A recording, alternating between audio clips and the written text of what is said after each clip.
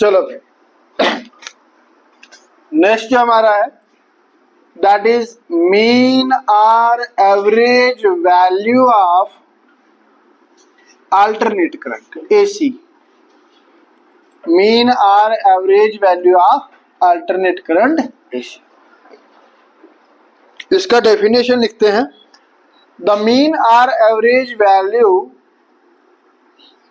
Mean or average value Geetanshi, mean or average value of AC over any half cycle, any half cycle is defined as the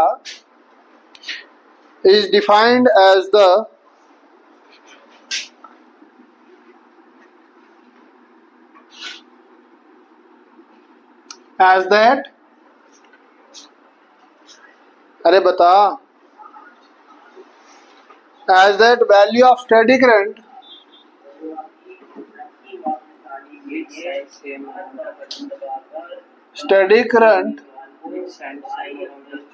which sends same amount of charge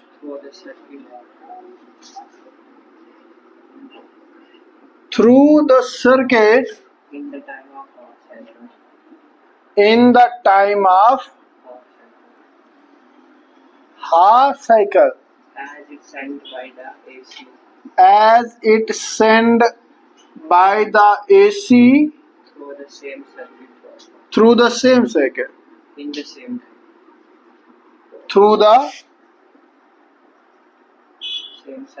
same circuit in the same time. देखो भैया, मेरे को भी ये definition नहीं आता, बहुत difficult लगता है याद करना, पता नहीं क्या क्या कंफ्यूज कर देता है। ठीक है, लेकिन इसको समझने की कोशिश करेंगे कि बोलता क्या है, बोल क्या रहा है। लेट अस सपोज दैट मैं एक सर्किट कंसिडर करता हूं, मैं एक सर्किट कंसिडर कर रहा हूं। एक इंडक्टर मैंने लिया, एक बल्ब मैंने लिया, फिर मैंने एक रजिस्टर ले लिया और इसको एक सर्किट में कंप्लीट करके एक सर्किट में एक वोल्टेज के साथ लगा दिया, डायरेक्ट करंट के साथ लगा दिया। किसके साथ लगा दिया? डायरेक्ट करंट या स्टेडी करंट के साथ लगा दिया। ठीक है, कहता भाई मैं कोई भी टाइम पीरियड लेता हूं, time period t is equals to आधा टाइम पीरियड कैपिटल T/2, और इस टाइम पीरियड ने मान के चलो कि इसने कुछ चार्ज सेंड कर दिया, और वो चार्ज सेंड किया भाई, कितना चार्ज सेंड किया? मान के चलो कि 1 कूलम चार्ज इसने टाइम T/2 में सेंड किया। अब इसी सर्किट में मैं ये हटा देता हूं और क्या लगा देता हूं? अल्टरनेट सोर्स लगा देता हूं, AC करंट लगा देता हूं। अब कहता टाइम हमारे पास सेम अगर है और चार्ज का वैल्यू भी सेम है, क्यू का वैल्यू भी सेम है 1 कूलम, तब हम कहेंगे कि ये वैल्यू जो है इसका मीन वैल्यू है। लेकिन यहां पर ध्यान दीजिए कि टाइम पीरियड कितना ले रहे हैं भाई? आधा ले रहे हैं, कंप्लीट नहीं लेंगे। कंप्लीट टाइम पीरियड अगर मैं T ले लूं यहां पर तो कोई फर्क नहीं पड़ेगा इसको, किसको? डायरेक्ट करंट को कोई फर्क नहीं पड़ेगा। इसका अगर 1 कूलम है तो ये 1 कूलम एक्स्ट्रा और सेंड कर लेगा, है ना, क्योंकि इसका काम है भेजना। लेकिन यहाँ पर अभी आप किसी ने क्वेश्चन ही नहीं किया कि सर हमारे पास अगर हम बात करते हैं डायरेक्ट करंट की और अल्टरनेट करंट की, हमने पढ़ा था कि अल्टरनेट करंट तो चार्ज को भेजती नहीं है, वो सिर्फ क्या करती है? ऑसिलेट करवाती है ना। तो डायरेक्ट करंट तो भेजती है, ये तो चलो भेज देगी 1 कूलम का, लेकिन ये कैसे भेजेगी? देखिए इसका आंसर यहीं पे छिपा हुआ है कि भाई टाइम पीरियड हम कितना ले रहे हैं? आधा ले रहे हैं, हाफ साइकिल के लिए ले रहे हैं। ये पॉजिटिव हाफ साइकिल और ये नेगेटिव हाफ साइकिल। इसका पॉजिटिव हाफ साइकिल में टाइम पीरियड में चार्ज को सेंड करेगा और इसमें ये क्या करेगा? टाइम पीरियड T/2 में ब्रिंग इट बैक, चार्ज को वापस लेके आएगा। तो अगर मैं कंप्लीट टाइम पीरियड के लिए देखूं कि कंप्लीट वन टाइम पीरियड के लिए उसने कितना चार्ज भेजा, तो अल्टरनेट करंट का वैल्यू कितना आने वाला भैया, 0। लेकिन इसका value is not equal to 0। इसने अगर आधे साइकिल में 1 कूलम भेजा था तो दूसरे साइकिल में कितना भेजेगा, 2 कूलम के बराबर भेजेगा। तो वही चीज हमें निकालनी है, यही चीज हमें निकालनी है कि भाई कितना टाइम पीरियड में कितना करंट वो भेज रहा है, कितना चार्ज वो भेज रहा है। ठीक है, तो है क्या, रूट मीन स्क्वायर वैल्यू है क्या कि सर हमने एक सर्किट ले लिया, उस सर्किट में डायरेक्ट करंट पहले चलो अल्टरनेट करंट लगा देते हैं। पहले हमने क्या लगा दिया, अल्टरनेट करंट लगा दिया। तो हमने देखा कि आधे साइकिल के लिए वो कितना चार्ज को भेज रहा है। अब जितना चार्ज वो भेज रहा है, क्या इस सेम सर्किट में अगर उतना ही चार्ज डायरेक्ट करंट भी भेजता है सेम टाइम पीरियड के लिए, तो इस डायरेक्ट करंट का जो वैल्यू होगा वही होगा mean value of alternate current, mean value of alternate. बात सिर्फ इतनी सी है कि चार्ज को सेंड करना है, और अल्टरनेट करंट चार्ज को सेंड तो करता फिर उसे वापस भी खींच देता है। जाओ आओ, जाओ आओ, to and fro motion, to and fro motion. Charge particle एक ही जगह पर क्या करता है, ऑसिलेट करता है। तो अगर मैं कंप्लीट टाइम पीरियड लेता हूं तो उसका वैल्यू कितना आता है, 0 आता है। लेकिन डायरेक्ट करंट में वो 0 नहीं आएगा। क्लियर है, क्लियर है भैया। तो चलिए इसका वैल्यू निकालते हैं कि कितना वैल्यू होगा इसका, कितना वैल्यू हो सकता है इसका। ठीक है, चलो भाई, अल्टरनेट करंट का हमने इक्वेशन पता है कि हमें इक्वेशन कितना, I = I0 sin omega t के बराबर है। I किसके बराबर है, I = I0 sin omega t। What is I0? I0 is the maximum value of alternate current। I = I0 sin omega t। ये हमारे पास क्या है sir, equation number 1, equation number 1। मुझे नहीं पता T/2 टाइम पीरियड में कितना चार्ज वो भेजने वाला है, मुझे नहीं पता। मैं मान के चलता हूं कि for time period T/2, for time period capital T/2, let वो कितना सा चार्ज भेज रहा है। अरे time period for small time, for small time में मैं स्मॉल टाइम में निकाल देता हूं। फॉर स्मॉल टाइम वो dt टाइम में कितना चार्ज भेज रहा है सर, dq चार्ज भेज रहा है। कितना चार्ज भेज रहा है, dq चार्ज भेज रहा है। हमें पता है कि सर करंट का डेफिनेशन क्या कहता है, charge per unit time, charge per unit time. और सर dq वो चार्ज भेज रहा है, dt हमारे पास टाइम है। ठीक है, तो सर dq कितना होने वाला है, I dt, है ना। तो यहाँ पे एक चीज की कमी है which is I। Time period dt में उसने कितना चार्ज सेंड किया, मैं एरो बना देता हूँ, कितना चार्ज सेंड कर दिया, dq चार्ज सेंड कर दिया। देयरफॉर dq का वैल्यू कितना होने वाला sir, I dt।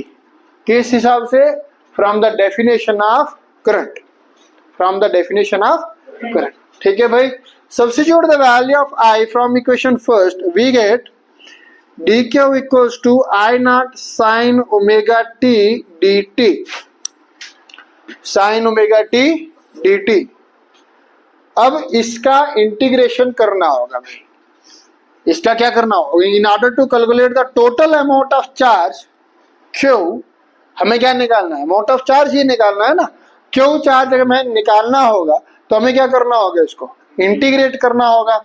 Therefore on integration, on integration, integration करने पे मेरे पास क्या आता है, integration dq = integration I0 sin omega t dt। लेकिन इसका वैल्यू किसके रिस्पेक्ट में इंटीग्रेट हो रहा है, टाइम के रिस्पेक्ट में। किसके रिस्पेक्ट में हो रहा है, टाइम के रिस्पेक्ट। और टाइम का वैल्यू कितना लेना है भाई, मैक्सिमम वैल्यू ऑफ टाइम कितना है, आधे साइकिल के लिए ना, आधे साइकिल के लिए हमें कैलकुलेट करना है। तो 0 से स्टार्ट हुआ, कहां तक गया भाई, T/2। So what is the lower limit of time, upper limit T/2। इस चीज का ध्यान देना है, अगर टोटल लोगे तो फिर वो खत्म हो जाएगा। 0 to T/2, integration differentiation cancel, Q will become is equals to, Q का वैल्यू कितना होगा सर? आई नॉट कांस्टेंट है, बाहर निकाल दो, integration from 0 to t/2 sine omega t d t. जब हम इसको इंटीग्रेट करेंगे तो हमारे पास क्या आएगा?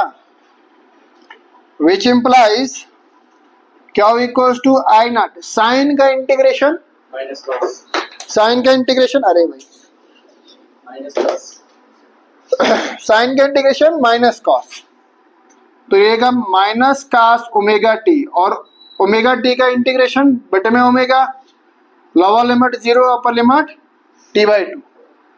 ओमेगा टी का अलग से इंटीग्रेशन होगा ना, ठीक है, कास का तो हुआ लेकिन ओमेगा टी का अलग से होगा। तो भाई क्यू का वैल्यू कितना आएगा? आई नॉट बटे में ओमेगा, माइनस को बाहर निकाल दो, cos omega t/2 minus cos omega into 0।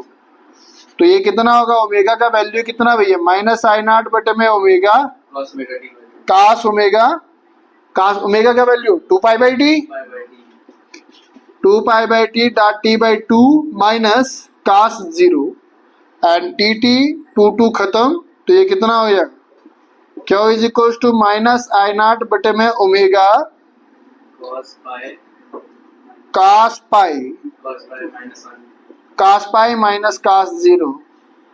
So Q equals to minus I naught बटे में ओमेगा कास पाई का वैल्यू -1 और माइनस कास 0 का value 1, -1 -1 -2 and minus minus plus. So q will become is equals to 2 I naught बटे में omega. ये रहा sir आपके पास क्यू का वैल्यू। किसका वैल्यू? क्यू का वैल्यू। क्यू का वैल्यू मतलब charge send by the alternate current in half time period, t/2 time period में कितना चार्ज सेंड किया उसने? 2 आई नॉट बटे में ओमेगा। तो एंगुलर वेलोसिटी एंगुलर फ्रीक्वेंसी पर भी डिपेंड करता है, ध्यान दीजिए यहाँ पे। ओके चलो भाई आगे बढ़े, आगे बढ़ते हैं। आगे हमारे पास क्या है? अब मैं अगर इसको इक्वेशन नंबर ए रखता हूं, अब डेफिनेशन के तहत क्या है कि सर्किट को हमें सेम रखना है, टाइम पीरियड को हमें सेम रखना है, तो हमें क्या देना होगा? डायरेक्ट करंट चेंज करना होगा। अब हम अल्टरनेट करंट से नहीं कर सकते, हमें क्या करना होगा? डायरेक्ट करंट निकालना होगा। तो डायरेक्ट करंट से हमारे पास डायरेक्ट करंट से हमारे पास कितना है? आई कितना है? क्यू बटे में टी ना, तो टी कितना आएगा? t/2 है ना, तो t/2 कितना? आई एवरेज जो आएगा वो कितना आएगा? 2q बटे में टी, 2q बटे में टी। कहता है क्यू का वैल्यू कितना होगा? क्यू का वैल्यू कितना होगा? गड़बड़ तो नहीं होगी?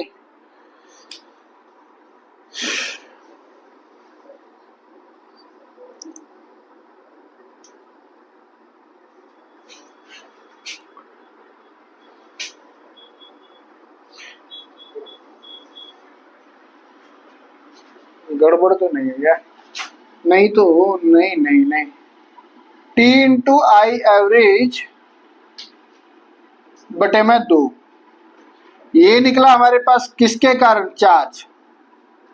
ये निकला हमारे पास चार्ज किसके कारण भाई? Direct current. Let us suppose that this is equation b. Now अगर ये आई एवरेज है, अगर ये आई एवरेज है तो इसका मतलब ये चार्ज का अमाउंट और ये चार्ज का अमाउंट क्या है?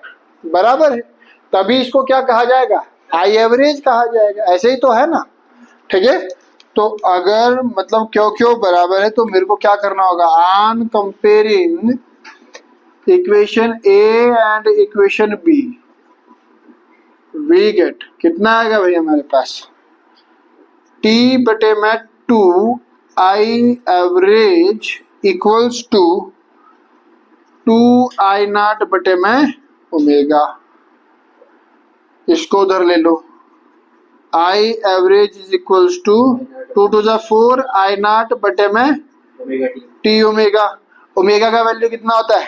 2π/t ओमेगा का वैल्यू कितना था सर 2 पाई बाई टी, तो 1 बाई ओमेगा कितना आ जाएगा टी बटे में 2 पाई, है ना। तो substitute the value over here, तो अगर मैं यहाँ पर इसका वैल्यू डालता हूँ तो आई एवरेज का वैल्यू कितना आता है 4 आई नॉट बटे में टी डॉट टी बाई 2 पाई, तो टी टी खत्म, 2 1 जा 2, 2 2 जा 4, तो आई एवरेज बनता है मेरे पास कितना 2 आई नॉट बटे में पाई, ये बनता है मेरे पास average or mean value of alternate current और स्टेडी करंट, ठीक है।